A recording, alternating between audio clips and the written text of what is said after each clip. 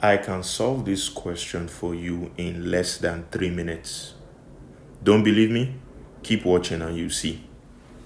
Thank you so much for watching this video. If you are new here, my name is Dr. Jide, and we are doing a SAT math review to help you boost your SAT math score.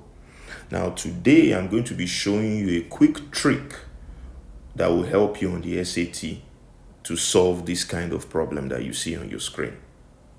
All right, and like I said, I'm going to solve this question in less than 3 minutes. So let me read the question first. So don't start your countdown yet. If x minus 2 squared minus 6x minus 2 plus 9 equals to 0, what is the value of x? Now I'm going to use the fact that there is a common factor up here, x minus 2, to solve this question. I will use that trick to solve. I will use that point to solve this question. All right. So now you can start your timer. All right.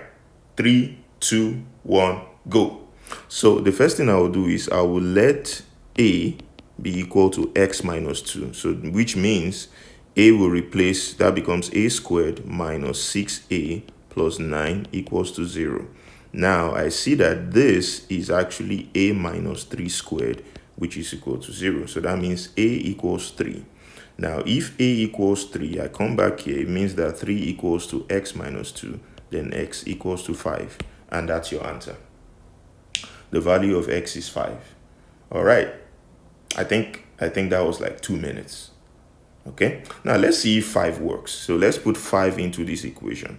So let's go here. 5 minus 2 squared minus 6, 5 minus 2 plus 9. 5 minus 2 is 3 squared minus 6 times 3 plus 9. So we have 9 minus 18 plus 9, which is equal to 0. So indeed 5 is correct.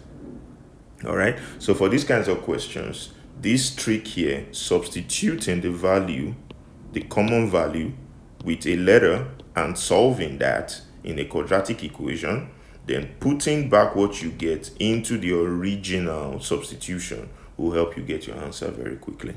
All right. If you have any questions or comments, please leave them in the comment section. All right. I'll be there to see your comments, to read your comments, and to answer any questions you may have. All right. Make sure you watch the previous video where we discuss of our SAT math review, where we discuss how to master exponents on the SAT. Don't forget to watch that. All right.